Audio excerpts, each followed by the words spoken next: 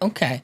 Now, obviously, with a quarterly magazine, you know, you're going to have cycles and you're going to have that built in necessity of keeping at least a fairly regular contact with the people that are interested in your product. But I'm curious, like, how do you effectively communicate between release cycles and kind of keep people pumped for the next release in between times? Well, we've got our website, which is essentially just a WordPress blog, but it works for all the basic stuff and news that we have to get out there and keep posted. Uh, we have a mailing list that people can sign up for, and we will occasionally send out news about new releases and new crowd funds. And we're also on Twitter, so we try to stay engaged with people who are interested in what we're doing. When you're engaging kind of in that between time, what are the things that you utilize? I guess is for stories. I come from like the email marketing world. That's how I found my way into all this the marketing stuff. And so like I have email lists that I get stuff from literally every day. And if I don't get an email from one of the email marketers, I'm like, they missed a day. What's up? Are they dead? Obviously, you don't send out emails that often, but I'm curious, like how much contact do you feel is like useful? What kind of things do you think or do you look for as far as reasons to send contact or things to recycle as content? Like I said, most of the stuff that we do is if we have a new release coming out, we'll send out an email about it. If we have a crowd fund that we're doing, we'll send a release about that. But most of the time, we just kind of stick to posting content on the blog. It doesn't necessarily even have to be related to the magazine or publishing or what we're doing, because we didn't start out as a publishing blog. We started out as a gaming blog, and so like I try to still do some gaming content every once in a while when I have time for it. I try to post reviews of other books that I read or get. Um, and Twitter, just shit post and be interesting and hope that people want to check us out. Yeah, for real. Um, Now, so I'm curious. You as you said a couple times, you started out as a gaming blog, and then you kind of take this turn or pivot or whatever we call in the marketing world.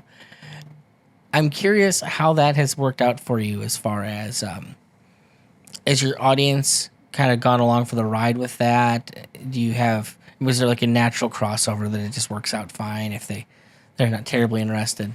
It's kind of interesting because what ended up happening was you ended up with this split in the OSR community of people interested in Dungeons and Dragons game blogs and stuff. You had those of us who kind of moved more towards fiction and publishing and that sort of stuff, and those who just kind of stuck around trying to write their own little fantasy heartbreaker games and module contents and knockoffs of BX Dungeons and Dragons. And so what kind of happened was a lot of the people in the OSR weren't that interested in what we were doing. They weren't that interested in what Jeffro was doing with his Appendix N stuff. And we took that to a different audience. We took that to the audience of people who were interested in fantasy and science fiction. And there was just this huge wave of energy and excitement and just a lot of things that were going on during 2016 and into early 2017. And I don't know how much you've seen anybody talk about the pulp revolution or the pulp rev, but there was all this energy. And Daddy Warpig is the one who said there's a pulp revolution going on. He was the one who kind of coined that term. Like the stuff that I was doing, the stuff that Jeffro was doing, the stuff that was going on at the Castalia House blog, the the various authors and writers who were starting their own blogs talking about this kind of content.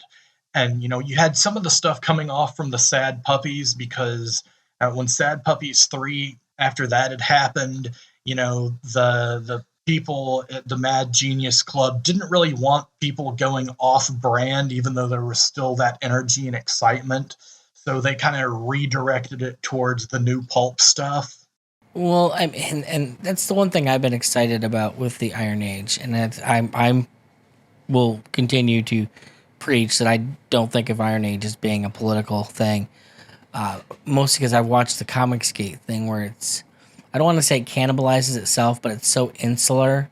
Like you're either ComicsGate or you're not ComicsGate, and I'm like, I kind of don't need a new club to be in, guys. I want a movement that's going to help people pursue their dreams. And from my perspective, I think corporate publishing is a bad idea for everyone. I don't care if you're a right winger or a left winger, because no matter what, even if you have strong left wing ideas and you put them in that world, you're not going to get your strong left wing ideas out there unwatered down. And if you're a right winger, you don't even get the chance to have your ideas watered down. So, I mean, that industry works for nobody as far as a creation standpoint goes. Your art is always just going to be kind of shit out the other end.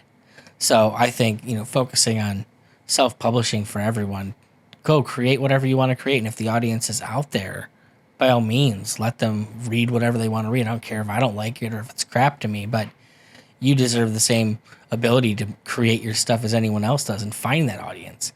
You don't need gatekeepers and people kind of keeping us in the way of that. So for me, that's one of the things I like about the Iron Age movement is just most of the people that are in there like, look, do your thing, man. Go create your creation and find your audience. That's all you got to do.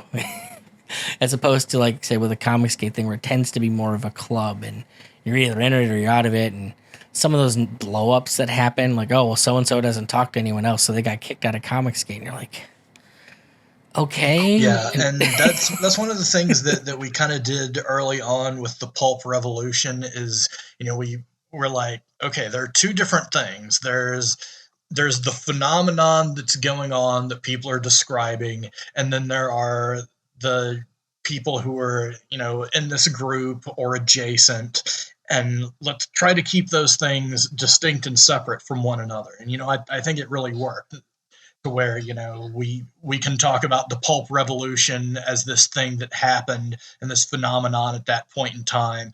And you have the Pulp Rev, who are some of the authors and editors and stuff, who still hang out and have the discussions and help with marketing and do that stuff, and being part of one does not necessarily mean you have to be part of the other.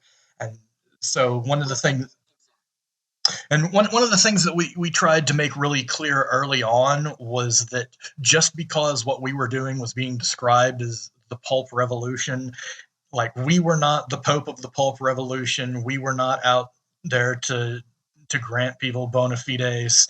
And, if you were published by us, that didn't mean that you were part of a movement. And if you were part of a movement, it didn't make you more or less likely to be published by us. We just were going to stick to what we did and continue publishing good fiction. Well, and it sounds like you're doing that because I'm frankly very excited to go and pick up a copy of the most recent and looking forward to the next one.